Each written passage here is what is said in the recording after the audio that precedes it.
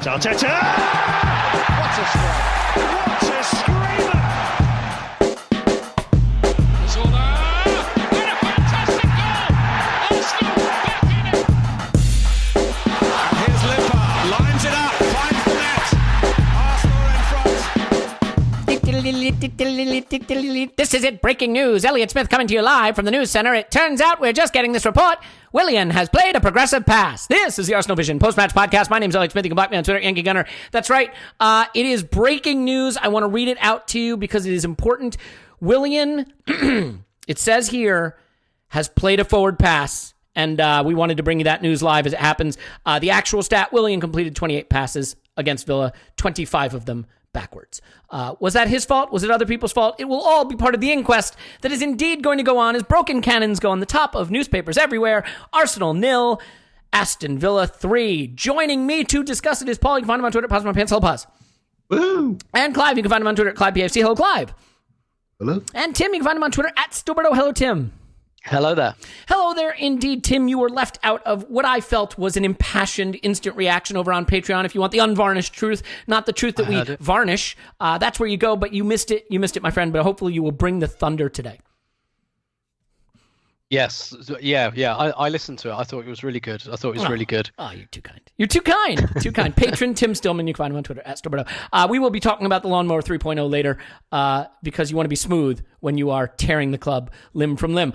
Tim, look, one of the things that coaches do, and it's not just Arteta, but it's coaches. Coaches do this.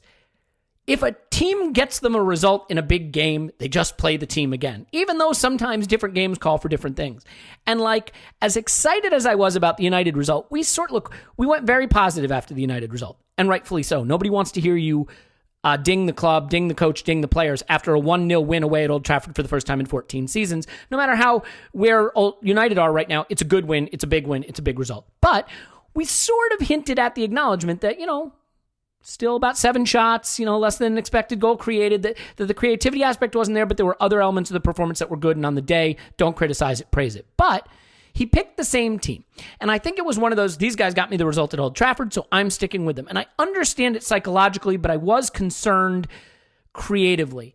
Tim, I think when you lose 3-0, there is a tendency to talk about the defense. In my view, the attack is the story. So I'm curious, did he maybe make a mistake just sticking with a team, the structure of which got him the result at Old Trafford, but maybe couldn't hurt Villa enough at home?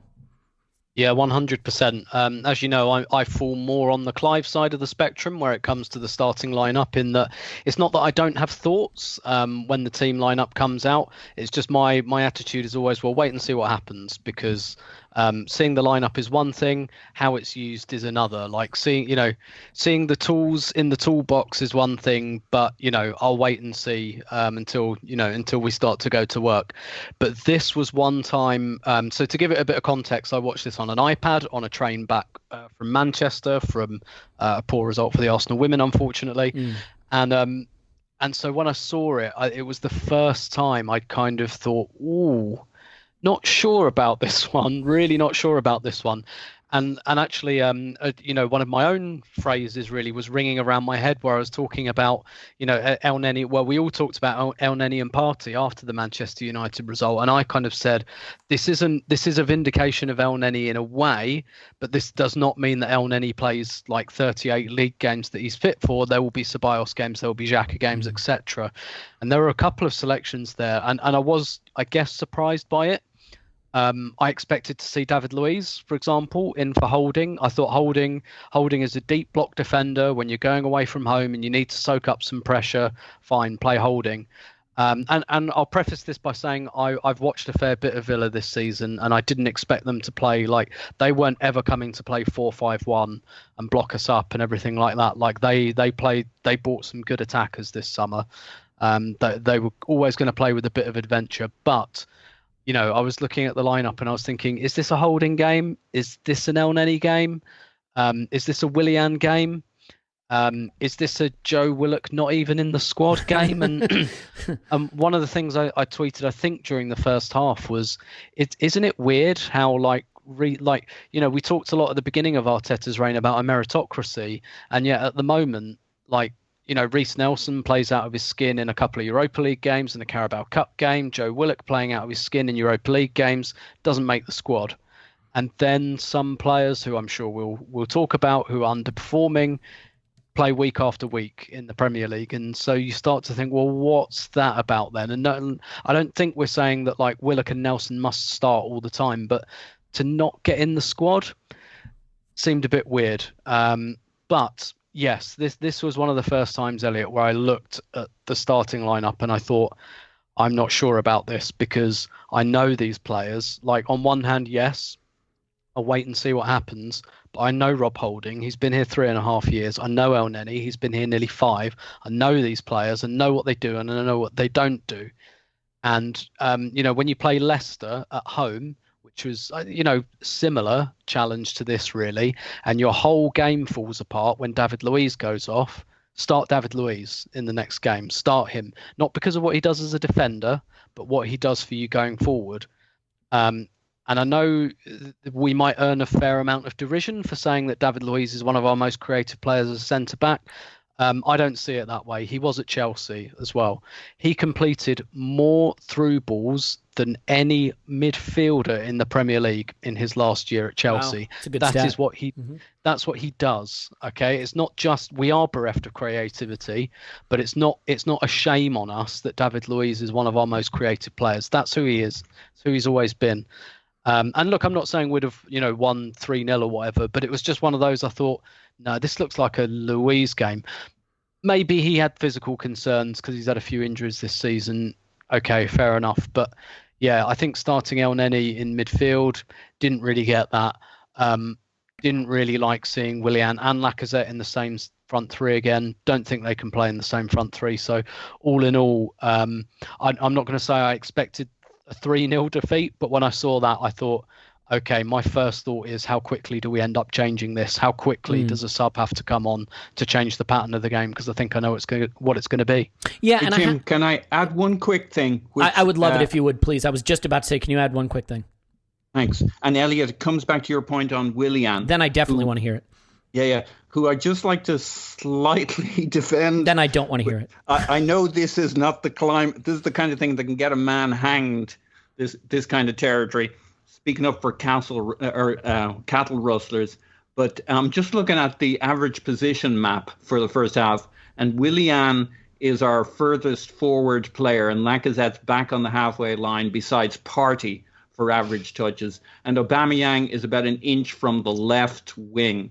So I'm not saying Willian was good, or he's been good. He's been somewhere between mediocre and shit since the first game. But I don't know who he'd be passing forward to, which is back to your point, Tim, about the lineup, the selection. This isn't really a defense of anybody apart from. Well, to be fair, see why Paul, he was passing backwards. To your point, if you look at his pass map, well, just real quick, if you look at his pass map, there are a few passes from Willian at the byline on the right wing, and they all go back to the top of the box because there isn't really anywhere else to go. But look at our other approach on the left wing; it was all crosses into our not tall, not energetic, not able to jump in the air center forward who got one header from a really good spot and didn't dispatch it. So I don't know that the plan of getting Willian to the byline is going to do much anyway when you don't have a Joe Willock crashing the box as a second man, and the first man crashes the box with all the speed and enthusiasm of a rascal being driven around a Walmart. That may not translate, you guys, if you're on the other side of the pond. Those are those little things that people sit in shopping centers and drive around in instead of walking using their legs. Clive, look, I admit, when I see a 3-0 to Villa, my mind goes to the 0, not the 3, because I don't think defending is generally our issue, as weird as it is to say that. We're not a great team defensively, but I think we are sufficiently acceptable defensively that we could achieve our aims if we defended the way we have. The 0 is the problem because the 0 continues to be a problem. So that's where my eyes go. But I do want to talk about some of the moments because our instant reaction pod got very meta, very macro, and I think that will happen here. And I'd like to at least touch on some moments. We got a really good warning early. They scored a very good goal that probably shouldn't have been ruled out. But to be fair, if ours against Leicester was going to be ruled out, they kind of had to rule this one out because it's the same thing.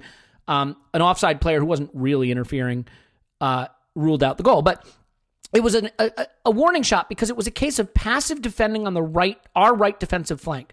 Bellerin, Holding, the Willian, who, he's picked for his solidity and his professionalism, that flank got roasted there just being passive when they had the ball deep. And the irony is the next goal they score, that they validly score, maybe it was their second goal, is the same exact thing, passive defending on the right flank that leads to the cross across the box that's slammed home from point blank range. So before we get into the attacking side of things, I mean, this was the first time we've seen this kind of lackluster passive defensive structure, I thought. Is it just simply players not being alive to the danger? What did you see that got them their first ruled out goal that was sort of a warning sign for what was to come? And why is it Jack Grealish and why don't we have a Jack Grealish? Yeah, so a lot of teams attack strong on the left-hand side, right? So I always look at, and we do, right? So I was looking at, it's always say it's easier for righties to kick it to the left, just an easier shape of the foot. So more righties play football, so we tend to go to the left a lot. Lots of teams do it. We're not the only one. And guess what? Aston Villa left-hand side have got Jack Grealish and underpinned by John McGinn with Ollie Watkins rung into that channel. That's probably their three most progressive players with a number 10 sticking in behind. So you're looking at our right side, and we have right side defenders. Okay, I'm not like you, Elliot. I'm not going to sit there waiting for the players that I have issues with to have a nightmare. But let me just go on this right-hand side. I'm not just waiting for it. I actually write what I think about it before it happens and then just check the box if it does. And then that's perfect. It's like a checklist. And so Tim said something. We know who Rob Holding is. And Rob Holding, so I'll tell you what he is. He's a really good straight ball defender. And I held my hand up against Rashford. I thought he was tremendous because I had the same worries that day. But what we did against Rashford, we smashed him off his game. So they never went into that channel. And so Rob Holding, straight lines, good when he's going back towards his own goal. Well, when he's close to his own goal, by the way, he's great in the air. Mm-hmm. It's got to be straight lines.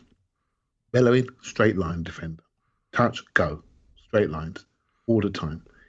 The moment you get them stood still and they got a track side to side, I want you to watch them. I just want you to watch them. Their ability to track diagonal runs and movement when they're close to the goal, they literally go from 8 out of 10 defenders to 2 out of 10 defenders. Right? It's just who they are. They are straight. So what they do to mitigate that, what Rob Holding does, is that he tries to get very close in contact and engage very early in the phase of play. So the second and third phase of play, when he has to track side to side, doesn't find him out, which I find it amazing how he let them sort of build up play on the edge of the area on the first goal. He just let them do it. And I thought that's amazing. Bellerin does it by being front-footed, massively front-footed.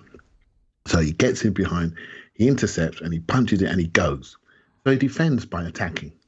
That's why he looks quite creative, because his best work he's done 50 yards away from our goal. Is that a fair comment? Right, well, we could use a couple more of those players, to be fair. Yeah, but people like him because he puts in crosses and he's brave running off the ball. He got the penalty at Old Trafford, and I held my hands up and said, he's got the personality to play for Arsenal. Cup final goal, he ran forward and got smashed. All his best work is done away from our goal. Mm-hmm. Right? So it's your choice. It's your choice of poison, right? I like a defender who can defend a bit. Do you know what I mean? Who can go forward a bit. Right? So what do Aston Villa do? They go into that side. And they did it continually. And how they did it was they do what we try to do. They try to overload in zones. They get people there early. And they spun their heads off just by passing it around together. And we lost defensive intensity, which we were intense ball stop on the day. So that's all that happened, mate. And all they did is uncover our weaknesses. And that's what football's about. We've all got strengths. But then a team comes along and says, I know that guy's weakness. And I'm going to take it. I'm going to bring it to the forefront. It's a very interesting thing that Dean Smith said after the game. He said, we looked at the data and we can see that Arsenal scored the most goals from building out from the back. So we're going to press. And I thought, shit, I didn't expect that. Do you know what I mean? Mm-hmm. I thought they might do a Leicester, and sit in. I honestly did. So I didn't expect that. And so, again, I keep coming back to this. I said this about 2-3 weeks ago. We are a good side that maybe did some funky things with our shape and hybrid system that people are now looking at and thinking, bloody hell, this team is well coached. We've got to think of a plan to stop them. Do you see what I mean? Mm. Leicester had a plan, which was much more, okay, make it a 20-minute game. Do you know what I mean? The last 20 minutes. And Villa had a different plan. And we failed on both of them. Manchester United probably thought they'd just beat us because they were confident, and we had a plan for them. We thought we're going to engage them, we're going to smash them, we're going to turn them around, and we're going to play in their half, and we're going to press. Wow. 3 different games, 3 different plans. And this is what the game's going to be like, which I am less like, I'm trying to learn not to lurch, because every game has a plan. And it's almost as if your tactics beat the other team's tactics. Although, Elliot, I will say there are trends which are impossible to ignore. Yeah, and I mean, look, it is difficult for me sometimes because Arteta, in his post-match comments, acknowledges many of the problems that we see. But with the way he sets the team out, it's hard to see that he's trying to fix those problems. That is the tension for me. I don't think he's not so smart that he doesn't see the issues. If I'm some idiot out in the world watching on TV and I see the issues, like, he sees them. He's got the data. He's got the people who tell him what the issues are. He knows what they are. I haven't yet seen a real strong intentionality to change those things. Paul, I'm curious. It's a chicken and the egg problem for me in some respects. You see Jack Grealish and you see what he brings, and that energy and drive running through midfield, and someone who can link defense to attack so quickly and so directly and has the quality at the end of the pitch to make a difference. But, like, I think players feel they can run at you more and bring numbers into your defensive third and run through your midfield more when there's less concern about what's happening at the other end. So, I mean, to what extent do you think you embolden a team like Villa in a game like this when they know there's joy for them at one end and less risk than the other? Now, look, I want to be clear. Villa scored 7 against Liverpool. So we know they can do it. But they have lost their last 2 games poorly, conceding, I think, 7 over the last 2, and they conceded a couple to Liverpool as well. I mean, how important was it for us, especially after that early warning, to create enough threat that the Villa attack wouldn't feel as unrestrained? I mean, don't you have to show a team that they need to be more cautious by putting them under more pressure? Well, yeah, that's a very good way to do it. I mean, I think the other way to do it is to play out from the back well. I mean, if they want to press you, that's kind of the idea for us. It's my analogy of the goat staked out in the clearing in the jungle. Like, you do actually want the tiger to attack it. We were just so lackadaisical in the first while. And, you know, I agree with Arteta.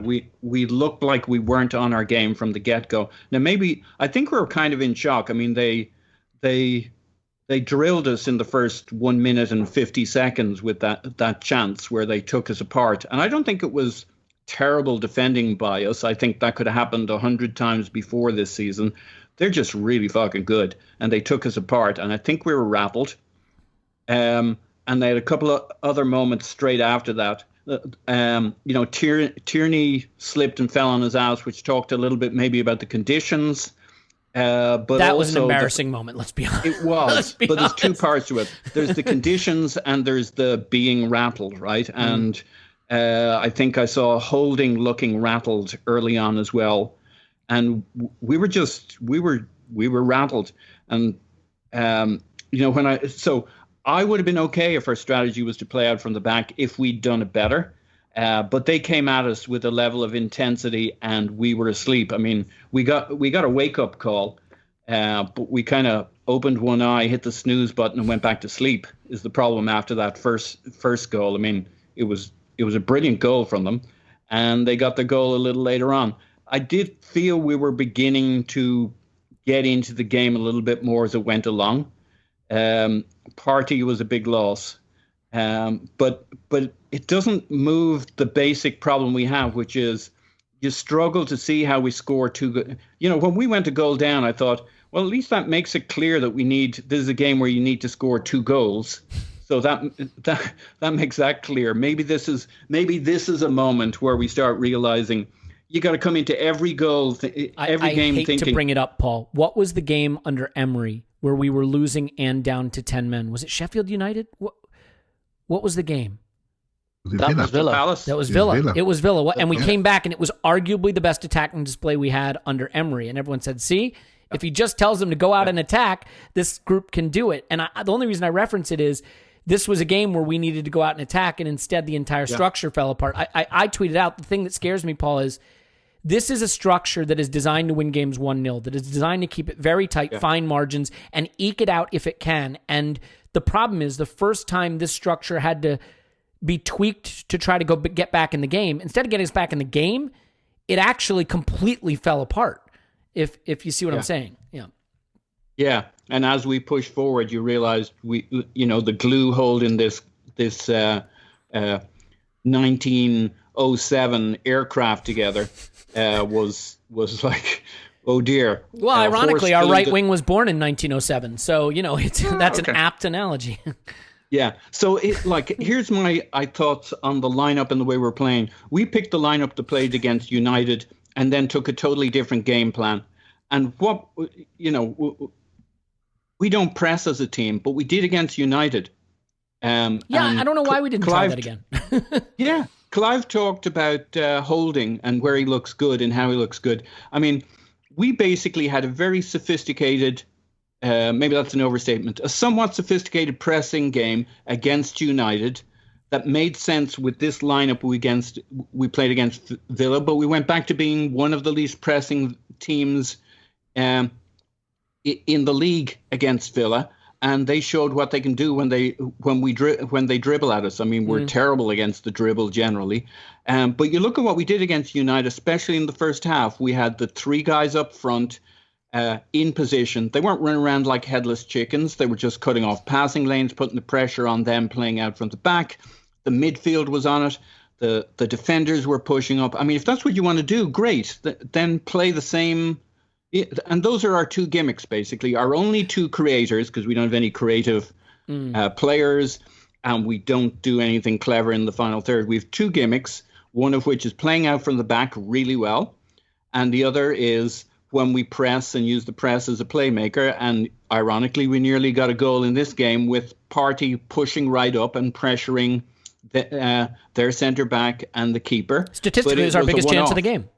Yeah, it was a one-off. It wasn't even a shot. So it didn't make sense. And the problem for Arteta is he's left him in a, I got my toothpaste thing, but he's left himself in a stage where we've only got our bottom third worked out, and he's nowhere near to having the middle and the attack. I think the logic for Willian is he wants to be able to sustain attacks, and we're nowhere near getting to the point where we need to sustain attacks. And you need numbers. If you're going to have a Willian in the team, you need numbers in attack, because you can't have Lacazette to the left of Willian getting overrun every game by centre backs, and Aubameyang way off on the left, not even getting a touch, and not being a guy who's going to maintain possession for you, and a two-man midfield behind it. You're not going to maintain possession in attack. Yeah.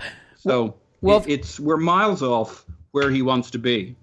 If it makes Arsenal feel better, I have the opposite problem. Is my bottom third is not together at all. I got real problems in my bottom third. The top third and middle third are not great either, to be fair. So, Tim, real quick, let me read you something that Mikel said. I mean, he said, "What is certain is that with these numbers, scoring this amount of goals is impossible to fight with the top teams. So we have to maintain the numbers we have defensively in our organization. And for sure, we have to improve our numbers attacking-wise if we want to be challenging and if you want to be consistent in winning football matches." I mean, he says it point blank. With these numbers, we cannot fight with the top teams. So he knows it.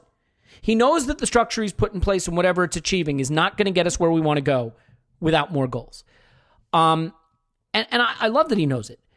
What I would say is there's really one of two possible ways you can look at our challenges in attack. One, the people he's picking to play can't do it.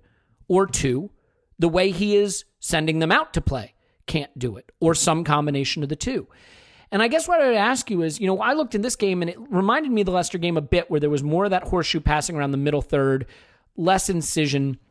Once again, that central attacking zone was pretty much left unoccupied. It was lava again. And so I am curious for you if you are ready to say that this system and whatever this system provided for us has to be substantially reworked over the next 2 weeks before football comes back. Because whether you hate Lacazette and Willian or Aubameyang or Pepe or Saka. I mean, there's some talent there, but I don't see the numbers sufficiently there in the box around the dangerous areas. I think we mentioned this against Leicester. We've touched on it even in the United game. The 5 attacking channels are too flat. They're not staggered. The guys who are in the widest channels are so far from goal as to not really be incorporated in the attack, regardless of where their average touch position is or their location. So for you, tell me how you would apportion the problems in our attack right now, in terms of the personnel versus the attacking structure.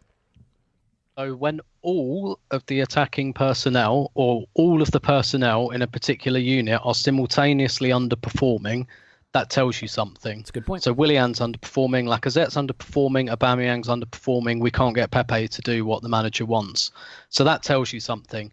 Now, the fault lines on all of those players are different. So there's a spectrum for all of them. So for example, for Aubameyang, I would say it is mainly the system and maybe a little bit him, whereas perhaps for Lacazette, I'd flip that, but maybe that's my bias. What I know for sure is we've got 4 really expensively acquired, if you think of Willian's wages and not the fact that we got him on a Bosman, 4 expensively acquired attackers and none of them are performing. So that tells you something, right? Because what we've got with this system, this kind of 3-4-3, it works in the big games because it relies on playing on the margins of the games. And if you and usually the big games are decided by a goal or a moment or something. And so in those games, it won't work every single time because when you play on the margins, sometimes you'll lose them, sometimes you won't. But you can see that broadly, we've played City a couple of times, Liverpool a couple of times, Chelsea, and we've been either side of a fairly marginal result on every occasion, but we've been getting much more results in those games under Arteta than we had for years previously.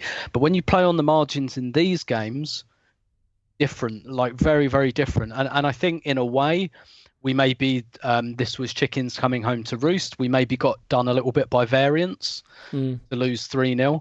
And so, I think there are still things he can do within this structure, right? And I guess if he got so desperate that he was to ask me for advice, I'd say to Arteta, don't let the perfect be the enemy of the good. Putting Aubameyang up front, no, that's not going to solve everything. Putting Pepe on the right, no, that's not going to solve everything.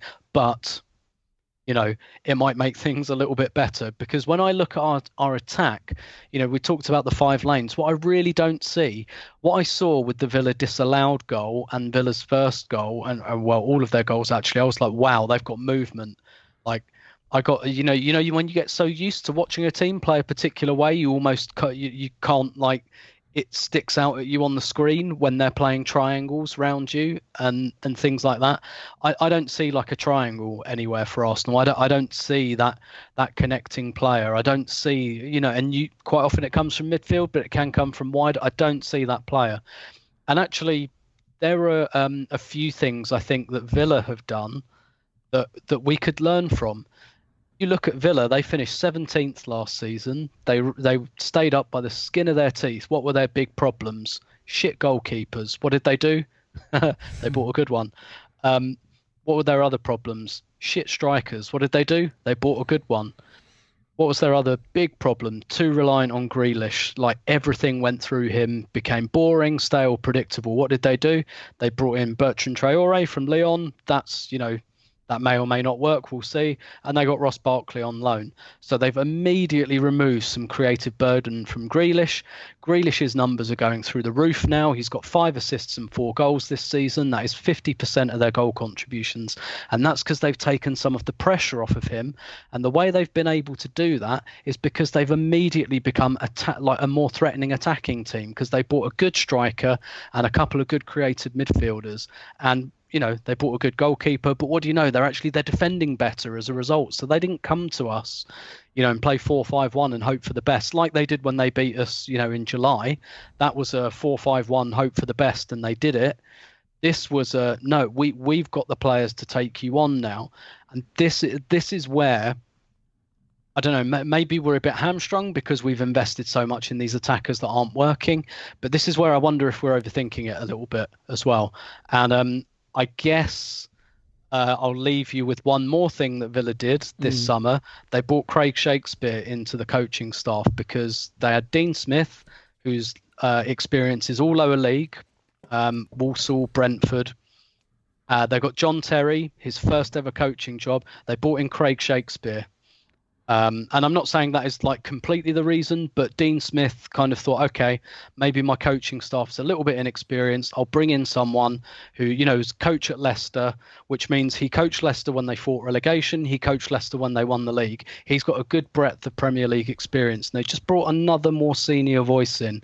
And yeah, sometimes you've got to look at your opponents and sometimes you can learn things from them. Yeah, and I think the one thing you can be sure when you bring in Craig Shakespeare and he has to address the team, it's not going to be a tale told by an idiot full of sound and fury signifying nothing. I think we can all agree on that as he pulls out maybe the only Shakespeare quote I have at my disposal. I'm sorry, it had to be done. Look, I mean, what did you expect from me? It's what I do here. Before we clean up our privates, Clive, the extent to which I believe this season can result in even remote chances of goals being met. Those goals either being winning the Europa League and getting the Champions League that way or pushing for top four. And maybe we don't have a right to expect top four, but at least being in the discussion. I mean, we shouldn't be cut adrift from it, that's for sure. And I'm not saying we are, by the way. But the extent to which I see that happening is driven entirely by Mikel Arteta's ability to get our shot count up, get our chance creation up, get our goal threat up, and become a team that is not so easy to play. I mean, the irony is, we beat United at Old Trafford. I don't think they would have come away saying, gosh, they were really hard to play. They might say, gosh, we played like crap, and they did, but I don't think they're going to be like, we were scrambling around trying to keep them out.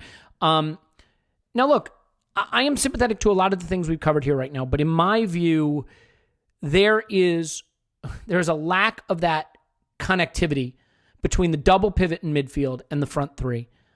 That is not, it is easy to just say put Aubameyang central, and he should do that. And we'll come on to that in a bit.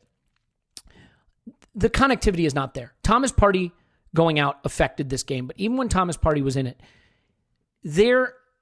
Lacazette can't do the job that I think in his mind's eye, Arteta is giving him to do.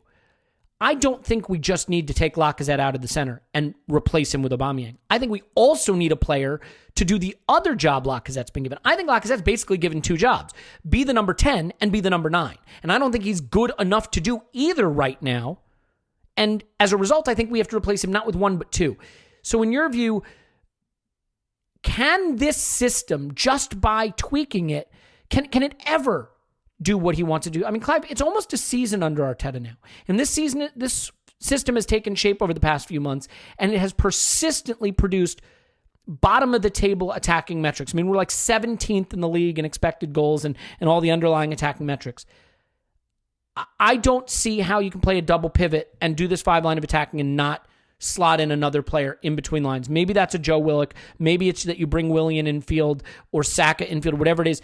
How would you connect the middle to the attack and create more threat? Or do you think it can be done just by changing the deck chairs in this attacking Titanic we've built? Yeah, I think, how do I see it? When Arteta's first game, he did the 4-2-3-1. Double pivot, Xhaka going into left back, building up that way. I always think the first thing you do is what reveals who you really are. Then he flipped into a 3-4-3 a little bit more, but it was a real 3-4-3. We were 3 at the back at all times, and we made that 5 on occasions. I feel we've moved away from that to a much more fluid hybrid system, right? So for me, the back 6 isn't a problem. It's the front 4. And Tim's highlighted exactly what the issues are. None of them are tearing up trees at the moment, right? None of them are. When it comes down to it, despite your frustrations with the system, I think the system is really quite good. But what we're doing is where we're deploying people and how we're setting them out there. And I'd like to see a rotating front 4 diamond. That's what I'd like to see, right? So, but I wouldn't mind seeing some players in form. The only period that I felt this season when I thought, wow, we look good, was the Sheffield United game from an attacking point of view for that 20, 25 minutes, half an hour. When we had a front 4 diamond, we can name the players that were in it. And then as soon as we saw it, we all went, that looks quite good, right? So again, the system-wise defensively, how we rotate in and out, I quite like it. I quite like the engaging midfield at Old Trafford. The first time I've seen that in a while, and I quite like a double pivot with the players that we have. It just makes sense. I quite like it. But what we haven't got is the balanced front four diamond. We haven't worked that out, and well, the coach hasn't worked that out. And I said yesterday on the Patreon podcast, the reason why I'm not so despondent is you can't fail to see the issues in this one. It's just been, like I said it yesterday, like you've been hit in the face with a fish, right? You can't miss it. You can't miss it. Just as confusing today as it was yesterday. I don't know what that means. And when you see that, when you see these people bumbling around ineffectively, and then you're watching another team absolutely play us with no fear, looking at us, winning all the duels, winning all the races, overloading, agility on the ball, banging in shots. You're asking why Manchester United was slightly different. Well, I'll tell you why it's different. Because Villa went back to front to a centre forward who could actually hold the ball up. Unlike Rashford, who got smashed, Ollie Watkins held the ball up, got fouls, bought fouls, ran the channels. Perfect. He caused stress on the holding side. He made Gabriel have a more difficult game than he normally does have. Right? So that's it. So they can play from there. Once they're playing from there, their front four diamond looks good. So we can't press them. But people say, why don't we press? Well, they didn't allow us to press. They went long. If you look at Martinez's kick long numbers, they're brilliant. Because once we go back, because they're going to go long, they play it from the back. So if we creep forward, they go long. That's football. That's tactics, right? So they're challenging us every time. Now, what I'm noticing with Arsenal is we're developing key man dependencies. We're developing around Gabriel, and I do agree with Tim's point about David Luiz. I think it's really good. We're developing around Partey because as soon as he goes off the pitch, we realise we haven't got midfield again.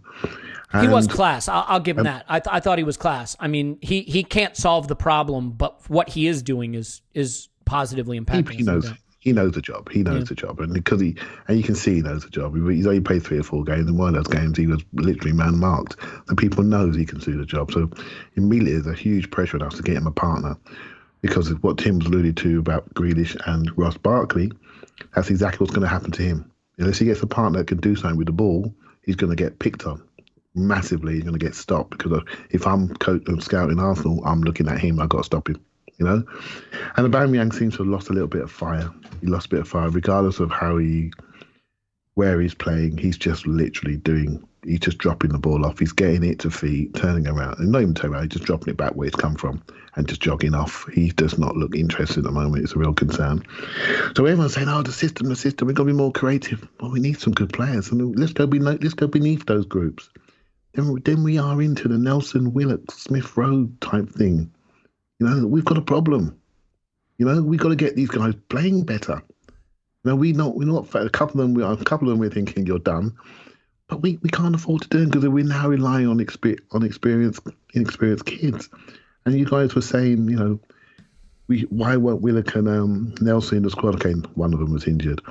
But who's going to come out? Maitland-Niles is in the England squad. Xhaka is in, Swiss captain. There's no room.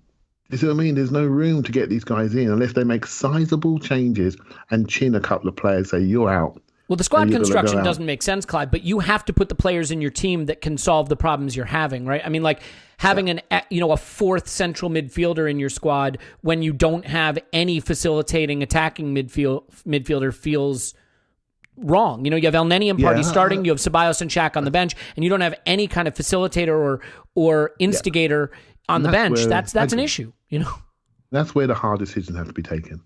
But now he's been hit in the face. He's going to have to look at this, isn't he? Fish. He's going to have to look at these hard decisions. He mentioned, all the top managers are moaning about the 5 subs and the fact that the squads have been reduced by a couple of numbers because they have to leave people out the squad. It's a problem for them.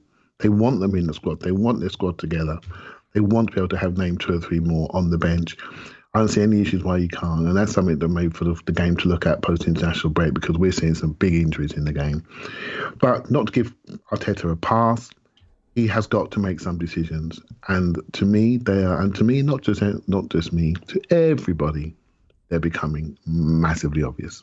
And I think what I want to do with the rest of the podcast is talk a little bit about Arteta and the job he's doing, and talk a little bit about our creaking front line, and get into some of the macro questions, some of the meta questions, some of the big questions confronting us. Because we can talk about the incidents in the game a little more if you have a couple that you want to go through. But I think with this 2 weeks coming up, the discussion is really going to center around the macro aspects of our attacking struggles.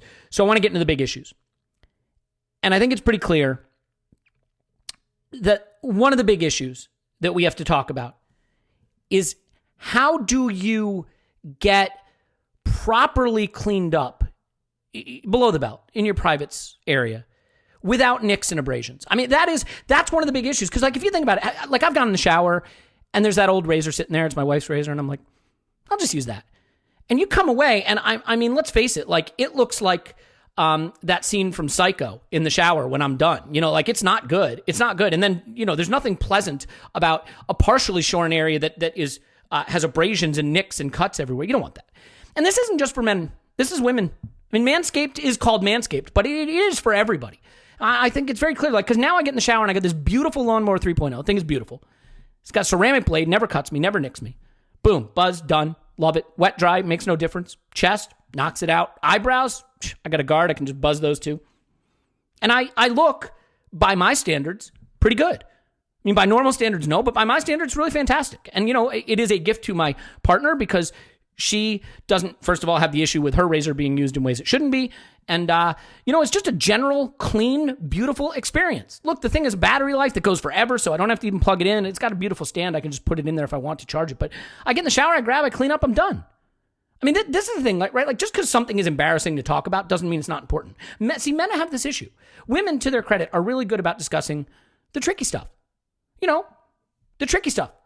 Check your breast for breast cancer. It's important. But you don't hear men saying check your balls for testicular cancer. It's really important. You should talk about it. Well, you know what? If you have to shave yourself, you should do it the right way. Okay, I get it. You don't want to hear me talking about shaving your privates. There's one way to get me to stop. Go to manscaped.com, get the Lawnmower 3.0, put in Arsenal Vision at checkout. You get 20% off and free shipping. And you will never have abrasions down there. You'll never have nicks and cuts down there. You'll be nice and shorn and clean. You got to do it, so do it the smart way. I mean, women have so many great beauty products. They really do. They have so many great ones. What do we have? We got an old razor that's been sitting in the shower for 4 months, and you're like, well, the metal's a little bent, but I'm sure. Oh no, it didn't go well. Just get it. The thing is great. Eyebrows, back, neck, chest, testicles. It's important. I tell you, Elliot, Paul, stay out of this. Stay out of this. It does a lovely job on your favorite zone, Zone 14. Zone 14, yes. You know what? That is, you know what? I'm glad you joined in because Zone 14. If you care about Zone 14 like I care about Zone 14, go to manscaped.com, put in promo code ArsenalVision, 20% off, free shipping. This has been a tortured, analogy-laden effort to get you to do this. And I don't ever want any sponsor to say that they do not get their money's worth, even if it is a long, long road to getting there. So with that having been said, you didn't have to hear the little banjo music or whatever it is that's usually under this segment. You just have me chatting at you about your privates. Just because something's embarrassing doesn't mean you don't talk about it. We talk about our attack, and it's embarrassing. Now we're talking about Manscaped. Manscaped.com, Arsenal Vision, 20% off, free shipping. Do it. Get the Lawnmower 3.0. I implore you. Okay, we are back. We never left, but we're back. Tim, I mean, there's no question that the coaching is a problem when it comes to the attack right now. I mean, you can love Mikel Arteta. You can love him. You have to acknowledge the coaching is a problem. But I am also starting to really be concerned that we have basically 3 guys in the front line who all potentially are rounding the aging curve in a way that is a little unpleasant. We touched on in the summer. I kind of hinted at, are we sure we want to give Aubameyang a contract? Now, I'm not saying it was the wrong move. It may prove to be the right move still. But he is 32. And Willian is 32. Or is he 31? Willian, 31. And Willian is 32. And Lacazette is 45 on the evidence of watching him run around. Like, age curves are real. And even though we can talk ourselves into the idea of why this player will beat the age curve and that player will beat the age curve and this player will beat the age curve, right now that front line looks their age. Very much so. Every bit of it. I acknowledge that coaching is a major part of getting them into the right positions. With the money we've given Aubameyang at the age he is, it is last chance saloon here to make another $300,000 per week contract look smart. And the way you do it is you put him central and you hope to God he's in position. Arteta was asked about it again after the match, about Aubameyang playing central, and he sort of acknowledged we need to get him into the zones where he can be more dangerous without saying he had to move him in position. As you look at this front line, 2/3 of it, if not 3/3, but 2/3 of it looks like it carries no goal threat whatsoever. At what point do we have to just accept that the Willian deal maybe was a mistake, that not selling Lacazette maybe was a mistake, and if we're not going to change the system, change the players? Because I don't see how you can have so few attackers on the pitch, and then 2/3 of those guys are as goal shy as we're seeing. I mean, if Willian scores a goal this season, I'd be shocked on the way things look right now. So for you, do those two have to be taken out now, and do we have to move away from them to try to jumpstart this thing? Yeah, I think so, because at this stage you look at it and say, well, what do we lose by taking them out? Because sometimes you can make a case for, and I think Paul made like a decent case for why Willian's passes were backwards, and it totally makes sense, because his attacking partners are miles away and nowhere near the goal, and there isn't that connectivity, and there's not those triangles and all those things we've already talked about. So, but I mean, at the moment, you'd say, so what do we lose if we take out Lacazette, for example? Why does Arteta like him? Because he's that kind of 9.5. He's like a 9 and a 10. I mean, is he at the moment? Not really. He has neither a 9 nor a 10, so therefore, he's neither. He's a false 9.5. He's a false 9.5. Yeah. Indeed. And I get the argument, I guess, against putting Aubameyang up front is that you don't get that kind of connector. But the way I see it, we don't really have it anyway. And of course, then you've got the Pepe discussion, and you guys kind of alluded to this on the instant reaction pod as well. What makes Pepe really interesting is he is the only attacker we've got that is like between the age curves, So what we've got, if you wanted to be really positive, you'd say, well, we've got Saka there, we've got Martinelli to come back. And in my head, I'm projecting forward and I'm thinking, wouldn't it be nice to have Saka left centre mid, Martinelli left wing, Tierney coming up. There's your triangle on the left. Leave Aubameyang out of that. Get him in the middle on the end of all of that. There's your left triangle for the next 5 years. Saka, Martinelli, Tierney. Saka and Martinelli have already shown that they've got a good partnership. They showed it earlier this year when they were in the team together.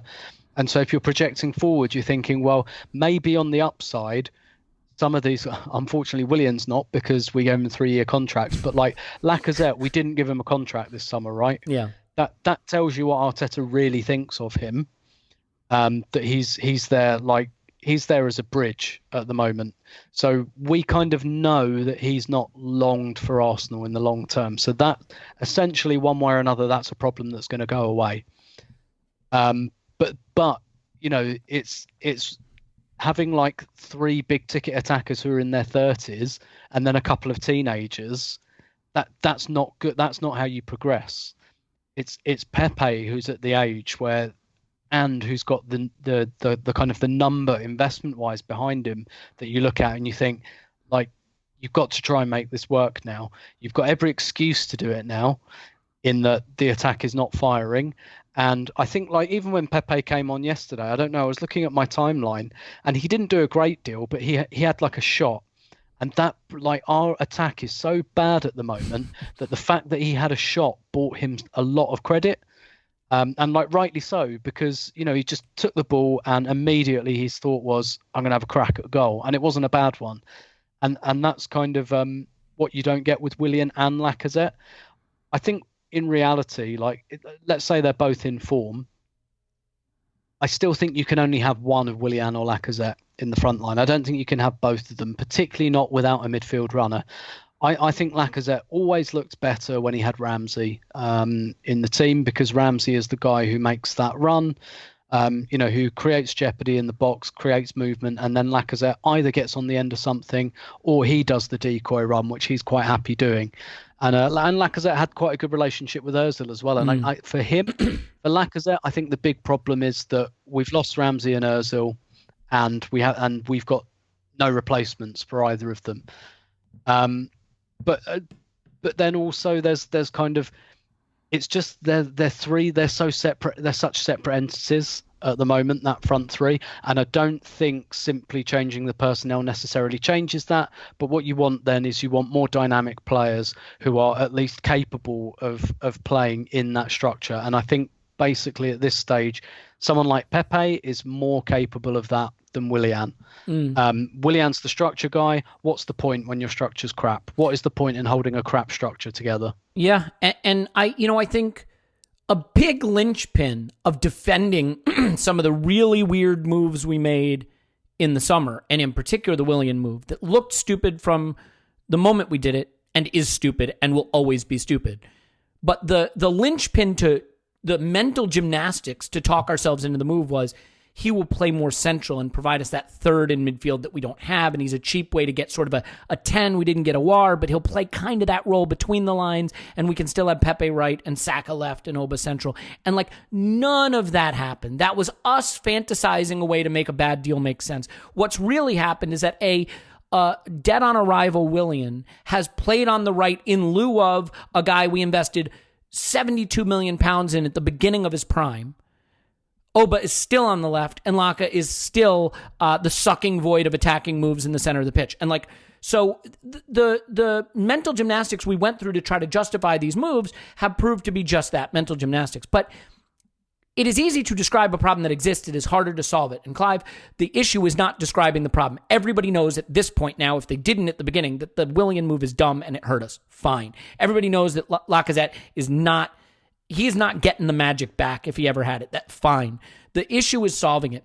One of the things that really scared me in this game, I felt that when we went 2-0 down, you saw the team, I don't want to say quit. Quit is a loaded word, but what I mean is you could see in them that they knew they couldn't get back in it.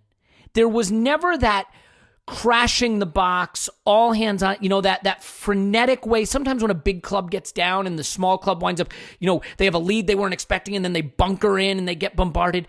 There was never that moment. The team didn't seem to have a plan for just kind of pushing them back and going after them. And I'm curious what you thought of the sort of end game in this game where actually, if anything, it looked like Villa felt very liberated and attacked with lots of freedom, and we never really made them uncomfortable. We never did that thing that you sometimes see big clubs do even when they're losing to a small club, which is like make it a nervy finish. It never happened. The team looked like, and Aubameyang's body language at the end, straight down the tunnel, and I understand it's very disappointing, but like never looked like they knew how they were going to get one back, let alone 2 or 3. Yeah.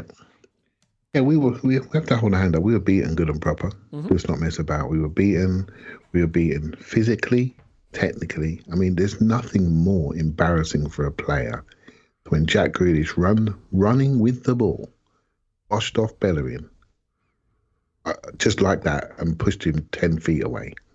That's authority. That is, we're in charge of you, right? So let's have our systemic chats. But football, for me, as you know, It's about duels. It's about putting your authority on people. And Villa put their authority on us from minute one, and we had no reaction. When that goal went in, we were all in shock, weren't we, in the first minute? We were all in shock. But what changed? We just thought we'd just carry on playing. They did a great job of stretching the pitch, which immediately makes us not as strong as we want to be. Right? They did a great job of getting to zones they wanted to go and staying there. They did a great job of creating waves of attack by ringing the box with McGuinn and Louise. I can't remember his name now. It's gone. Douglas Louise, right? They did a great job of ringing the box really smartly. Trezeguet on the back stick, just running up and down. And I just thought they did a fantastic job. We didn't put their centre-backs under pressure, but when we did, we had to go long, and 6'1" Tyrone Mings could deal with that, right? Unless you run him down the side, that's when it gets difficult. Well, Lacazette's not going to do that, is he?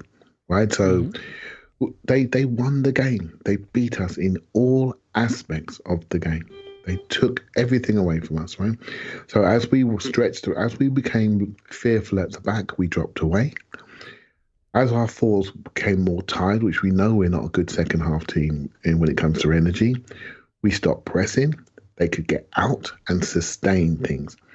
So then what happens then? Our midfielders try to get some authority. They have these big spaces. They try to run and manipulate. And they're not very good at running and manipulating the ball to create angles because passes are not there. So they get robbed, transition back onto our back four again. They don't feel confident. They're not engaging like they were at Manchester United. They got no protection like they had against Manchester United. There was no party firing in. And then he took some emboldenment from him.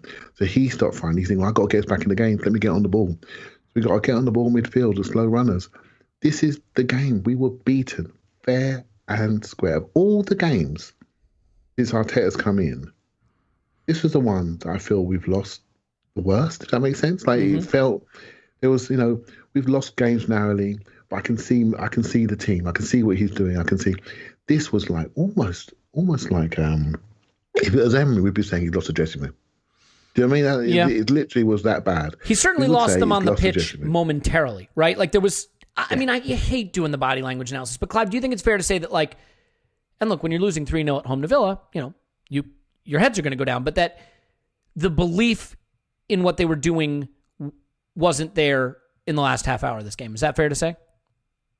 But the belief, the physical capability, I don't think we were tuned into this game from the first minute. I just don't think we were. And I'm looking around, and and the only person I'm looking at is Pepe, because Aubameyang just lost it. Lacazette lost it, maybe never had it, right? So Saka looked kicked to death, and he always has his tendency to always be half injured when he's playing, and so we're in a situation where I'm looking for my hope, and I can't see it. And then you start to look at the younger players and wonder what could happen, So I was wondering when Partey went off how to replace him, and I was thinking, I wasn't sure. I knew it'd be a half-time sub, but I was hoping it's going to be Pepe for actually, I was going to say Lacazette, and then move Willian over to the left and go that way, right? But when Partey went off, I do think we made a mistake bringing Ceballos on, and I can see why he did it, because he's thinking, I've got to bring someone on creatively. But actually, what we needed was leadership. So it had to be one of. I think he wanted to speed the passing mostly. That was my thinking on Ceballos. I can see it, Paul. I can see it, Paul. I thought it should be Xhaka or one of David Luiz, because I think we need, when your team is falling like that, falling emotionally, falling physically, bring on one of the two captains, basically, because they run the club, right? They run the dressing room. Bring them on. One of those two on. I don't care what you got to do with the system. Bring one of those two on to slap everybody around the face. Because I thought we were missing something there. So let's fix it. Look, I don't disagree. Let's fix this. And I mean, this is the thing, Paul. Mikel Arteta has one thing going for, and I said this in the instant reaction pod. One of the things he has going for him is the pandemic, in that with no fans in the stands, he doesn't have to be confronted by loud booing, vociferous crowd reaction to these performances. You might say, does that matter? I think it absolutely does matter. Because when millions of people worldwide hear a stadium booing a manager, it transmits to the dressing room, it transmits to the headlines in the newspapers, and suddenly a manager can feel under pressure. Without that, I'm not saying he doesn't feel under pressure now, but the pressure is a little less intense as when you're hearing that reaction in real time from 60,000 people in the stands. So here's my point. I think he's got a free hit. If everybody agrees this squad is super imbalanced and maybe just not that good, Paul, isn't the answer not to tinker, but to smash it and try something totally different? If the midfield doesn't function, if the attack isn't linked to the midfield, if there's not enough running power, what would it hurt to go 4-3-3 and put Oba central, Saka left, Pepe right, Willock in a number 10 spot, Maitland-Niles next to Partey? I'm not saying you do that. I'm not saying that'll work. But there's no downside. I think Arteta's he's just a little too careful. I think you ever overfill a glass, you get a martini and it's filled to the top and you're so focused on, you never get a martini? What's a drink that you've filled near the top? Hot coffee? A Guinness.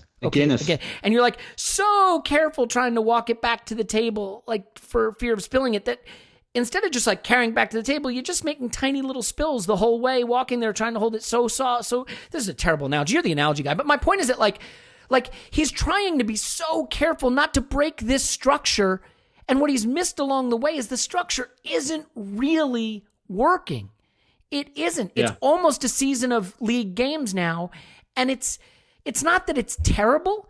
It's that it's pretty clearly mid-table. The metrics are not murky at this point. The attack is bad and the defense is okay, and a bad attack and an okay defense won't get you there. So my point is, Paul, is it time for big change? For Willock to start, for Pepe to start, for Oba Central, for a 4-3-3, for Tierney to get to play fullback instead of left center back, for a Maitland-Niles in midfield or a Nelson on the wing? Like, does he have the freedom of having such an unstructured squad and such a challenging squad that maybe he can untether from this structure and try things that are more outside the box as opposed to like little tweaks of a system? Because like, you know, sometimes the car isn't a little tune-up away from being a roadster. You know what I mean? Sometimes the car needs to go on the scrap heap. Yes, and I think he can do it in one of two ways, right? He can just get out there and say, well, it was fun, but it took it as far as we're going to get, and I've already made the statement we need to push on from here. We need to go for 90 to 100 goals, so we need to go to phase 2, blah, blah, blah, dress it up that way. He can't say what I did before was shit and it's broken and it's taken us nowhere. So it's kind of like, what's the next phase? Or he can do the fig leaf of, let's face it, some of his 5 at the backs are a hell of a lot more like 4 at the back than 5 at the back. Like against City, Saka was a third midfielder for 90% of that game. He was rarely a 5th defender. He was mostly tucked in to a 3-man midfield, marking Cancelo. We've had plenty of other games where for most of the match, it looks like we've got 3 midfielders, however we do it.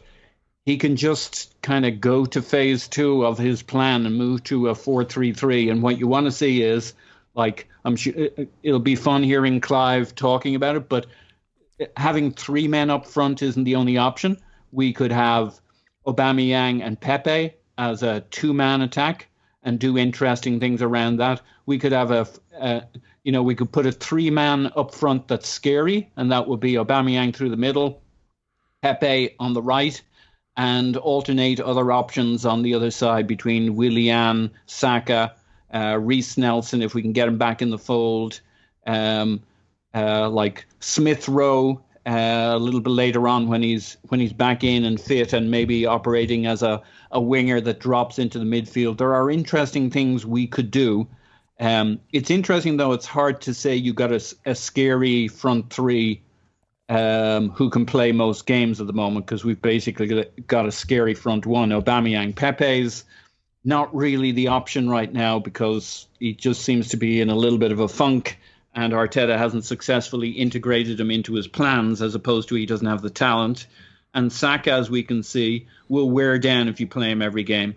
So he needs to be a rotation option, and you need to be able to take him out. And, maybe the fluidity of an Aubameyang, Pepe, Willian setup where maybe Willian isn't brilliant from the left, but you move him around during the game. What do you think of him on the bench or out of the squad entirely? Is that a place you could move him? Would that be cool? Well, you then have like a blank on your 11. So didn't we already have that against Villa? Also, if Aubameyang's running in behind, he'd score a few forward passes most likely. So we might see the other side of him. Look, it's hard to come up with the scary front 3 unless you assume that Saka can play every game, which is worrying. An impressive midfield 3 of, I was thinking about this. Who's our best 3 in terms of maybe we don't know perfectly how to put them on the field at the same time, but I actually think our best midfield 3 would be Partey in the middle, obviously. Get Danny out there. He's been good if he doesn't have to cover the whole field. And I've more time for Xhaka pointing forward than sitting back, and I'd use him more as kind of an 8. I wouldn't expect him to pull up trees running backwards, but actually he's all right once he gets into 3rd, 4th, 5th gear. And with Partey beside him, he'd probably be quite reasonable. So, and our back 4 could be really good. It could be Tierney, Bellerin, Luis, and Gabriel. And, I think our midfield, Xhaka, when he doesn't have to do too many things, can be actually quite creative and effective over on the left, play Danny off the right. And I think that would be an interesting setup. And you can do a little bit of the when we need to have a 5-man at the back, we can keep playing out from the back. There's no reason this lessens it. You just move Chak over to the left to give a fifth person if you want to do it on that side, or Danny over to the right if you want a fifth person playing out. I think he can transition to a 4-3-3 or some interesting variation, but he's got to get our better. The main issue is we don't have our players on the pitch that scare the opposition. We've got 2-3 of them who aren't getting on the pitch at the same time. Does it help that we have players on the pitch that scare me? No. I'm scared of them? No, it doesn't. Look, this all just sounds to me a lot like trying to talk ourselves into a solution that won't be a solution. Everything you said sounds right, and I'm still convinced if we did it, it would be 1-0 at best, 0-0 in the middle case, or 2-0 to the opposition at the worst case. Now, you might say there is no setup where we start beating teams 2-0, 3-0, 3-1, 4-1. I mean, we haven't scored a goal in over 6.5 hours from open play. Why don't you think, though, that would get us a couple of goals with Aubameyang and Pepe in the front line? I'm not saying it would never get us goals. I figure it would get us a goal every 3 games or so. But, like, I don't think Arteta, as candid as I can be, I don't think Arteta is providing the access to the front line with the way he's setting the team up. You don't think he can coach attack? I want to be clear. It's not that I don't think he can. It's that so I'll give you an example. And Tim, we can get into this. 2 weeks from now, we're going to play Leeds. And he's going to put Willian and Lacazette and Aubameyang up front. I just feel it. He can't do it. He's going to put, if Partey's fit, Partey and El Neni in midfield. And he's going to play the back 5. And like, you know why? When you're an experienced manager who's won everything in the game and your team's not playing well, you say, screw it, I'm changing this. When you're a brand new manager and every game feels scary and you're like, it's Leeds away, maybe I don't want to change it yet. Let me get to an easier game to change it. There's no easy game. It's Leeds away next. Then it's Wolves. Then it's Spurs. He's going to have to do it at one of these games. And I understand that it's scary to make the big change. It's scary to say, I'm going 4-3-3 and I'm starting Joe Willock and I'm starting Nicolas Pepe and I have less structure and I'm going to be more open at the back, but we've got to create more threat. But you've got to pick a game to do it. And the thing that seems to be clear to me is that he has this idea of the 5 attacking lanes and the 2 in the middle that becomes a 3 with one of the defenders stepping up to join the lines. And I understand what it is. But I think that the way we do it, the players don't have the ability to connect to each other enough, that they are too cut off, that they are too isolated. It is too on plane. It's not staggered. There's not enough movement, dropping in, going forward, dropping in, going. You look at the way like a Red Bull Leipzig does it under Nagelsmann, and there's some similarity there, but there's always a player who drops into the space between the lines, or 2, and every pass goes forward. Watch it. It's like clockwork. Someone in central midfield gets it, turns, gives it forward to a player who's dropped into space, gives it forward to a player on the wing of the half space, and it's forward, forward, forward. I hate to say it, but Ferguson did a lot of that at United. The attack thing was always forward pass, forward pass, forward pass, or at least carry it into the space between the defender, the midfielders. So Tim, like, do you think that Arteta is just too cautious right now in terms of the risk reward of making the changes? Like I look at this game and I realize losing Partey was a big part of it, but it's not like we were causing them all kinds of problems when he was there. We've addressed that, all right, maybe Willian isn't at the peak of his powers, to put it politely, and maybe Lacazette isn't at the peak of his powers, but like, other than the personnel, systemically, is it the space between that double pivot and the attack that has to be more consistently addressed in terms of accessing it? I feel like the guy whose responsibility that is Lacazette, and that just seems crazy to me. Yeah, I think you've hit on something there. I mean, so I'll start by kind of repeating my my observation from a few minutes ago that basically Ramsey and Ozil have come out of the team and we haven't replaced them at all.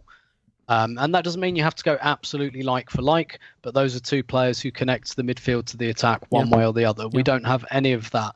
So I kind of think the front 3 is incidental at the moment until they have something behind them that kind of comes forward, that supports them, that connects. Because the whole point in having someone like Lacazette who comes away from the front line to kind of do that connectivity is that someone runs behind him.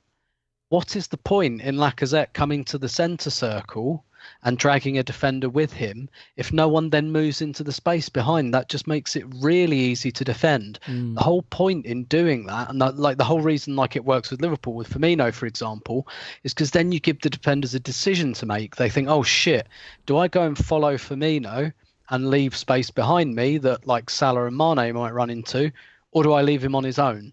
And in which case I'm leaving him on his own and unmarked. And does that cause problems?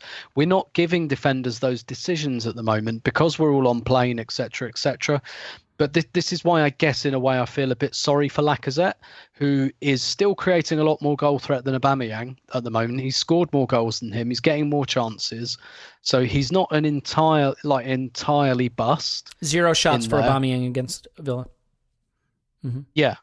Yeah, and so he's not a complete bust at the moment. It's just don't get me wrong, he's a bit of a bust. He is playing badly, he's moving badly, etc., etc. But we're kind of setting him up to fail by getting him to play this role that frankly, like only does 50% of a job, and we haven't got literally anyone who does that other piece. Except for maybe Joe Willock. And Joe Willock is not a world beater.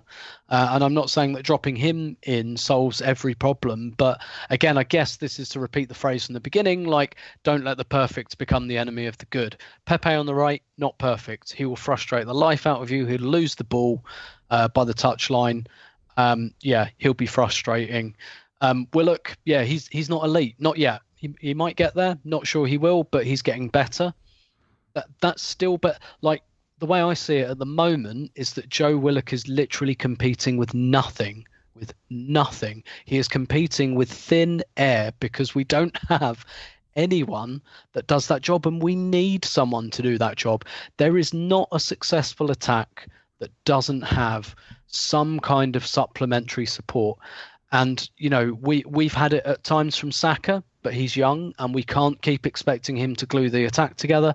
We have it at times from Bellerin. Bellerin is the only other one who offers that kind of that supplementary support, that kind of, okay, the cavalry is arriving now. But, you know, that's your fallback. And that's one of them. And it's not enough. I just think we need that kind of that loose headpiece in midfield that comes forward and that either creatively connects, the midfield with the attack, or who I think even better with the players that we've got or the players we're currently playing, provides that second run, that third man run into the area like Ramsey used to do. Lacazette looked a much better player with Ramsey in there. I think Willian would look much better as well because it would give you the cutback option. You would actually have someone to cut back to. And isn't the idea at the moment that, because you often see Bellerin tucking in when we're in the final third as kind of a midfielder supporting, if you want to call it the semicircular passing. We kind of think of him doing under and overlaps, but he actually spends a lot of time tucking in as a supporting midfielder, and you get Saka kind of falling into the same spot on the other side. That's the idea, but it just hasn't panned out into anything productive. Well, you know the other thing about go Tim, sorry. Was that it? I was just going to say I wanted to share a quote from Jack Lang, actually on today's Totally Football show, which I thought really got to the core of it.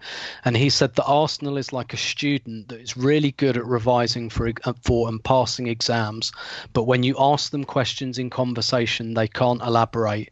And he said there's no fantasy in the team, and I think that's a really, really good way of putting it. There's no elaboration, and I think I was slightly concerned by James McNicholas's tweet where he was saying at this point of the game, Arteta is literally telling every single player where to pass the ball at the moment, and that level of micromanagement, that's what you do when you start to panic and you start to get scared and your anxiety comes out and your anxiety starts to overtake you, and that's my worry at the moment. Well, and he's young and he's not that distant from his playing career, and he was the midfield maestro himself, and I think that there is a desire to control where the ball goes at all times because it's what he would have liked to have done when he was playing, be the hub and spoke of the... Can I counter that? Please do. Yeah. Mm-hmm.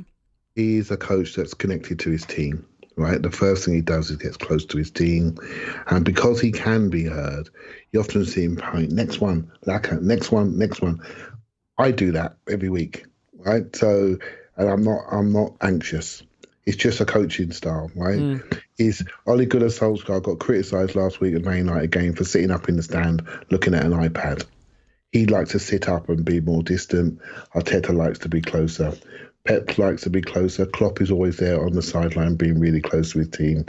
It's a stylistic thing. I wouldn't worry about it being... Can I ask you a question about that, Clive, then? But like, is if he sort of already knows where the ball needs to go with each pass before it gets there, is that indicative of players not having enough sort of improvisational opportunities within the structure? No. If you're saying to me, and Tim called it fantasy, if you're saying to me, does his team lack a bit of improv? Well, we've had that discussion last month, haven't we?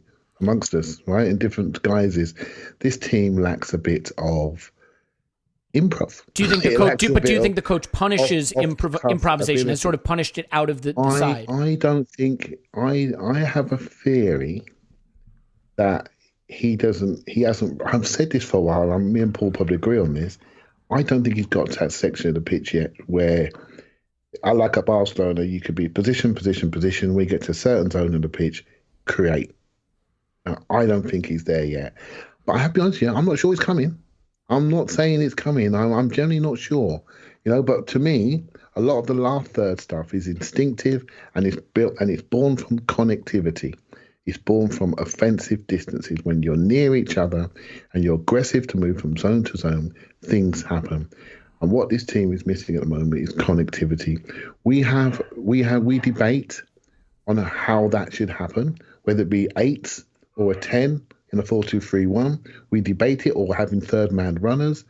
We debate it, but all of that is based on connectivity, distraction, running, movement, rotation.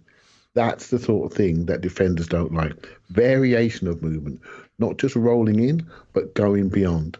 And we haven't seen enough of that for long periods to say that we can do it.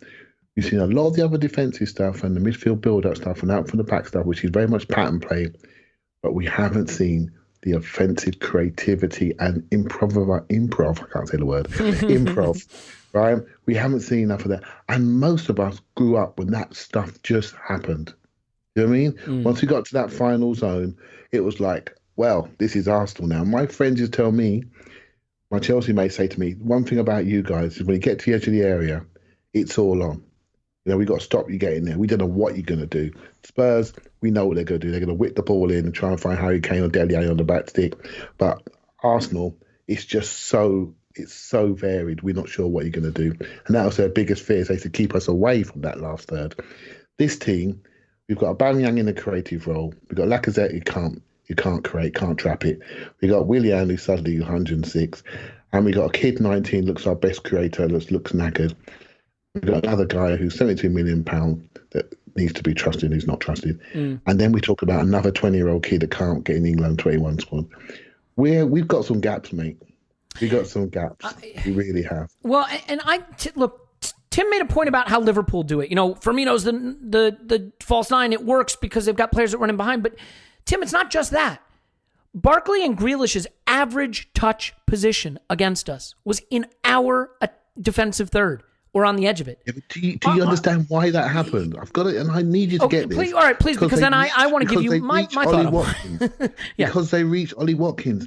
Once you have that build-up and you're there, then they become effective. We can't get to our centre forward. We can't hold the ball consistently. But this is where, so Clive, I couldn't agree with you more. But what I was going to say is, like, when Liverpool do it, when we talk about a false nine drops to the top of the D, not to the midfield stripe. Like, the problem for us is that all our lines are 20 yards deeper than they need to be. You look at Liverpool restructured this season. They now play a very high line. Their defenders are standing on the halfway line. Their midfielders are at the edge of the final third, and their attackers are by the box. We have defenders pushed up. I'll accept that. But our midfielders, Partey and El Neni's average touch position is on the midway line, the halfway line. So if they're going to give it to Lacazette, they're giving it to Lacazette 45 yards from goal.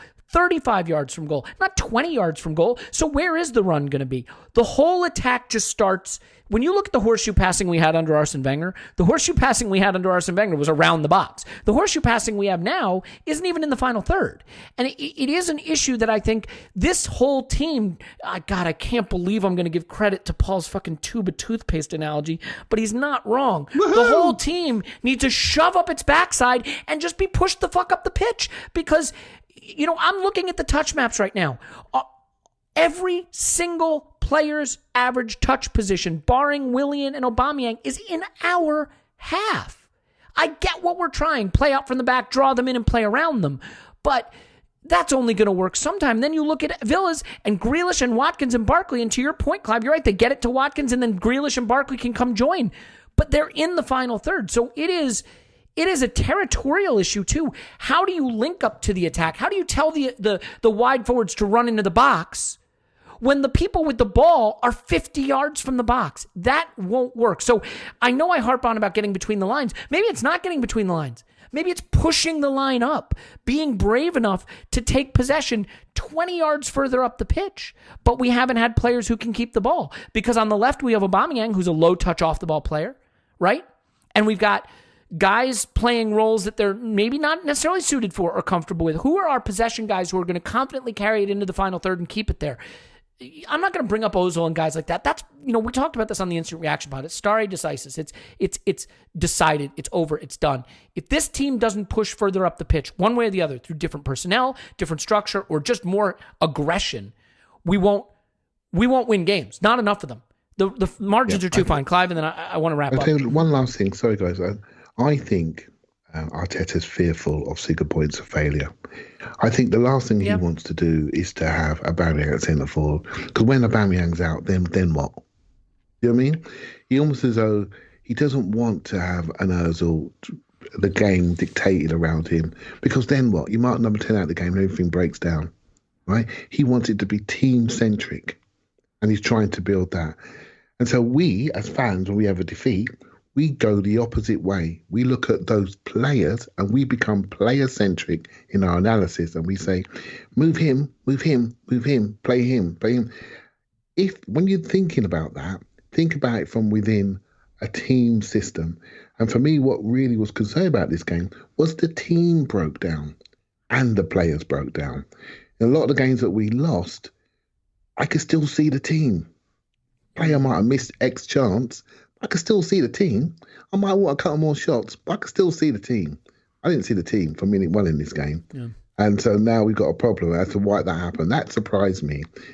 From the moment he's got here, he has had his team behind him every single game. And seriously, mate, every single game until this Villa game. And that is something that I did not predict. I think Arteta has done a lot of what he's done due to the PTSD he had from his Arsenal years and from looking at who Arsenal are and saying what has been our flaw under Wenger for the last decade and under the managers who came after. And he's like, we are not going to get done on the counter time and time again like we used to. Kind of top heavy up front, getting done the other way. And ironically, that's when we came apart at Villa, that's what it turned into. And I think he's been so careful to have bizarro Arsenal, alternative Arsenal, that he's decided that's where he wants to build from, to build a level of solidity and a spine to this team that it hasn't had for forever, and that was how he was going to build forward. And I think that's his rationale. And then ironically, you see the Villa game, and they absolutely did to us his nightmare of what he thought Arsenal might be if he didn't take this current approach. Tim, I think as a last point here, there's always this thing that starts to happen when it goes bad, that the conversation becomes very macro-oriented, that we don't look at a game as a game. We look at it in the context of everything all at once. The signings were shit. The recruitment's no good. The age curve is broken. The system doesn't work. And I'm curious whether you think the path to being good and effective is maybe closer to where we are than we think. I think there are a lot of people that could use a little faith right now, because I have to admit, when I look at how we built the squad, when I look at the ages, as you've referenced, some very young players, some very old players who look like maybe they might be past it. When I look at now, 28, 29 games or so of 17th, 18th in the league, 16th in the league XG numbers, it doesn't feel close.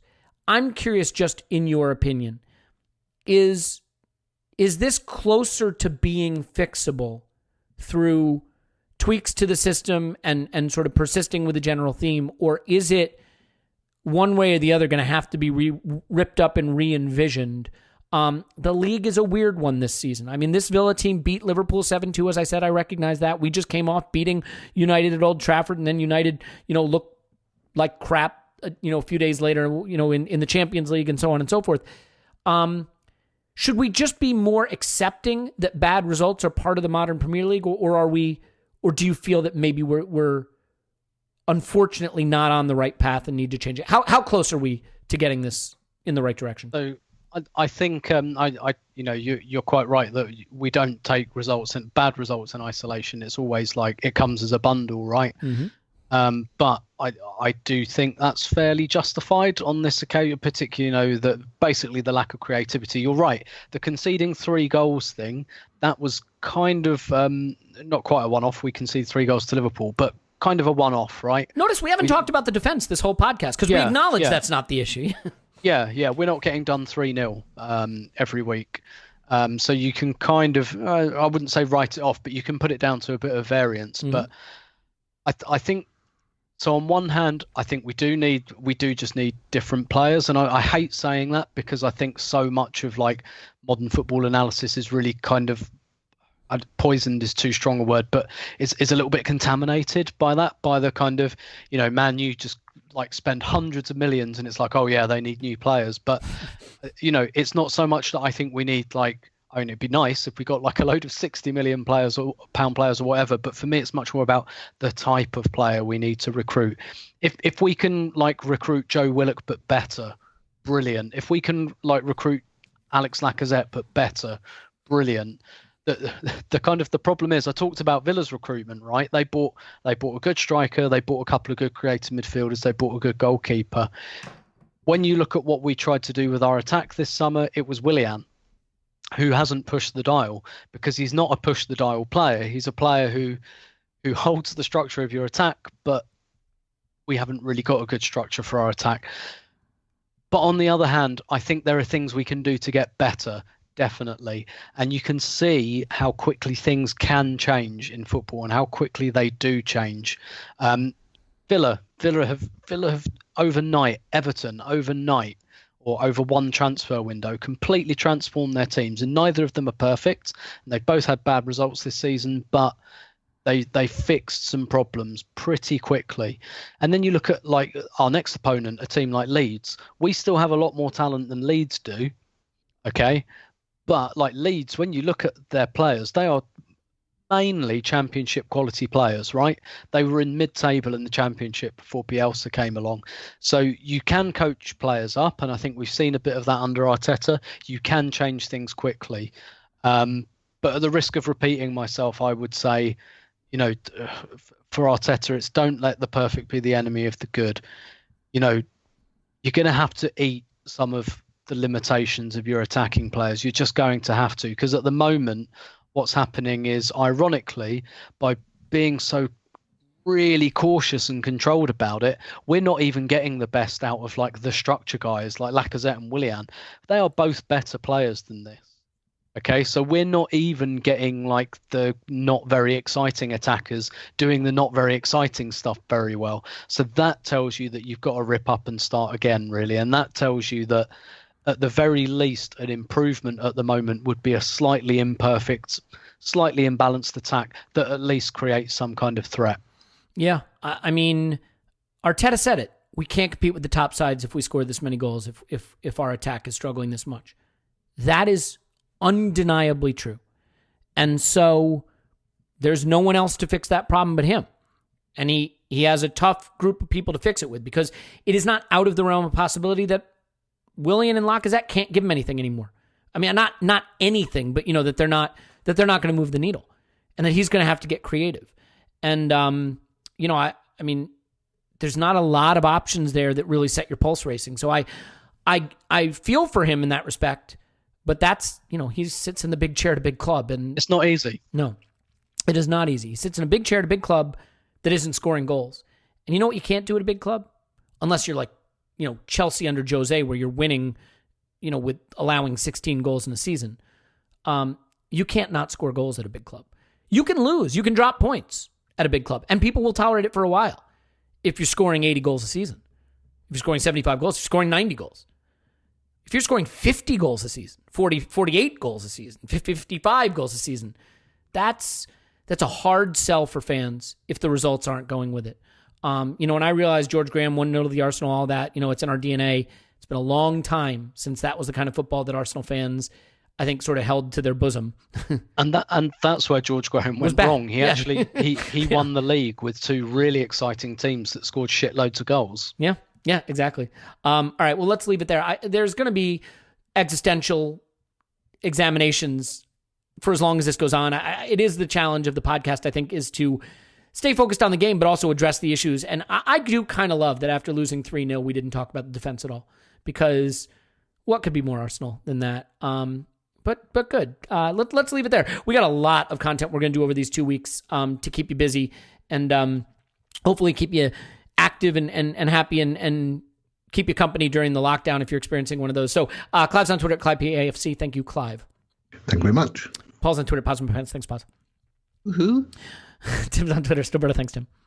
My pleasure as always. My name's Elliot Smith. You can and should block me on Twitter at Yankee Gunner. Give us a 5-star review. Go to manscaped.com, put in a promo code ArsenalVision, and you can literally shave away all the bad opinions, or at least, hair. In any event, Leeds next. Doesn't get any easier, but you never know. Maybe that game where we win 10-0 is around the corner. So I'm going to say it now. We love you, and we'll talk to you after Arsenal 10. Leeds 0.